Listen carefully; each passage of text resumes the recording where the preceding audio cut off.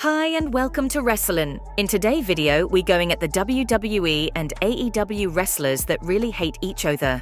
We're posting videos every week, so don't forget to subscribe and hit the notification bell to never miss one of our videos. Toni Storm and Cody Rhodes, before making a shocking return at WrestleMania 38 on a match against Seth Rollins, and main eventing WrestleMania 2 to finally beat Roman Reigns at WrestleMania 40.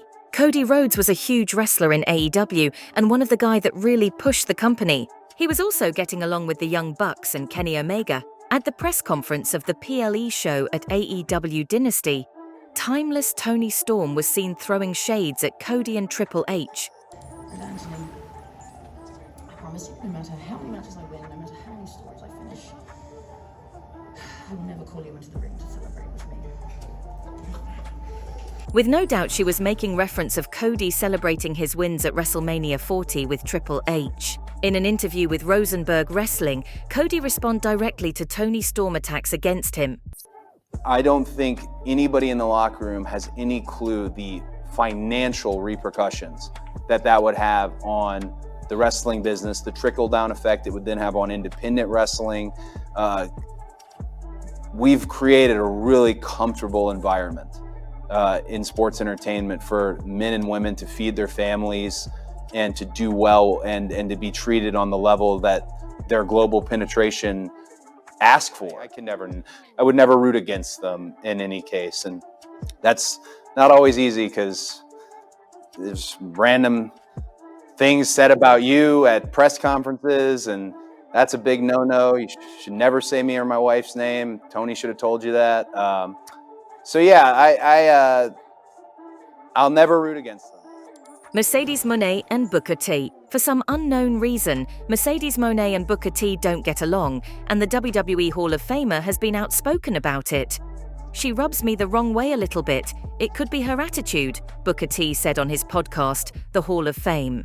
The pair's social media rivalry has exploded to the point where fans are taking sides and was elevated when Moné orated her belief that the Golden Role Models were better than Harlem Heat in their prime. Needless to say, the tag team specialist didn't take her words kindly.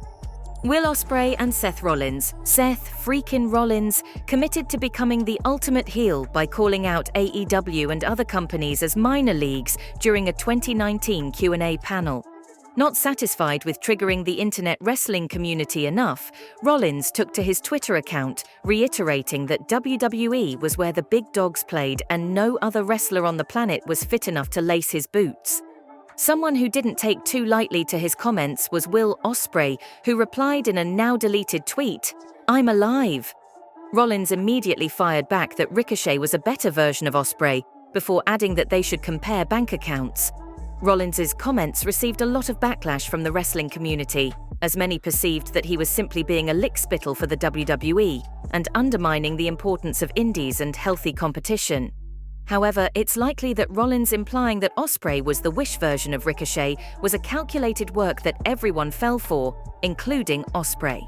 CM Punk and the Elite. It was midway through Punk's rage-laden seminar in the aforementioned scrum that he dropped the following line about exactly why he was, unprovoked, discussing Colt Cabana. The fact that I have to sit up here because we have irresponsible people who call themselves EVPs and couldn't fucking manage a target, and they spread lies and bullshit and put into a media that I got somebody fired when I have all to do with him. Want nothing to do with him. Do not care where he works, where he doesn't work, where he eats, where he sleeps. And the fact that I have to get up here and do this in 2022 is embarrassing. He'd thrown down a shoot gauntlet to Kenny Omega and the Young Bucks, and wasn't finished, adding, "I will still walk up and down this hallway and say, if you have a fucking problem with me, take it up with me. Let's fucking go." The backstage fight between the Elite and Punk took place following AEW's All-Out pay-per-view on September 4. After Punk went off on the Elite at a post-show press conference, the Young Bucks and Omega went to Punk's locker room to confront him. Punk is said to have thrown the first punch during the fight. Punk's camp told Wrestling Inc. that Punk felt threatened and reacted in a legal way after being confronted. The brawl also involved Ace Steel, who was working for AEW as a producer and is a longtime friend of Punk's. Steel, who reportedly bit Omega during the fight, was released from AEW after the conclusion of the investigation. Meltzer wrote that many, if not most, of the top names in AEW were saying that they wouldn't work with Punk after the All Out incident. "Punk won't be back," one unnamed AEW star told Meltzer. "His value on screen isn't 1% worth the hassle and black cloud he causes backstage." Fightful reports that Chris Jericho approached Punk backstage after the All Out fight and told Punk that he's a cancer to the locker room and a detriment to the company. CM Punk and Jack Perry. CM Punk and Jack Perry had an altercation at AEW's All In pay-per-view that has led to suspensions. The incident remains under investigation by AEW. It began on Sunday during the All In pre-show. In the middle of Perry's match against Hook, there was a spot that involved a car window.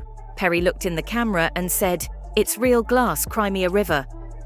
That comment appeared to be pointed directly at Punk, who had objected to Perry's desire to use real glass on a recent episode of Collision. On Sunday, when Perry returned backstage after the pre-show match, he exchanged words with Punk.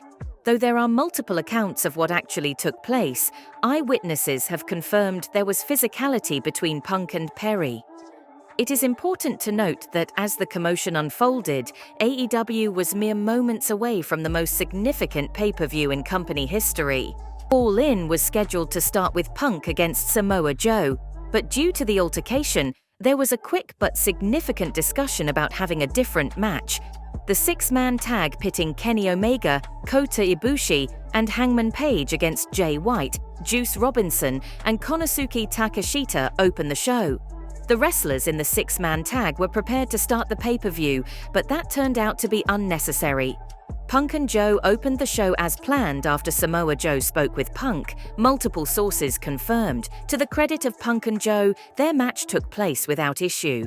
Tony Khan and Triple H. During the Cody Rhodes Peacock documentary touches on Rhodes' run outside WWE, which involved co-founding All Elite Wrestling in 2019. Triple H made some interesting comments about Rhodes' decision to leave AEW in February 2022 and rejoin WWE that April, noting, "It's to take that gamble again and say, this is not what I wanted to be. I didn't grow up dreaming of being the champion or the face of a secondary promotion." Speaking with the Orlando Sentinel, Tony Khan stated that WWE has been secondary to AEW in several markets, including UK TV viewership, also mentioning the success of All In at Wembley Stadium. AEW is carried by ITV in the UK, usually airing on ITV4, whereas WWE airs on TNT Sports, formerly BT Sport, which requires a subscription. Khan said, "We certainly won't be the secondary promotion at All In. We're number one in the UK, on TV and with a record gate." I have a lot of respect for Cody. I know these weren't his words, to be fair, but we're not secondary in a lot of markets. For the first time in a long time, WWE has been secondary in a lot of markets. I'm proud of where we're at and we're not taking a back seat to anybody. This is now the end for today's video. If you liked the video, don't forget to like and subscribe.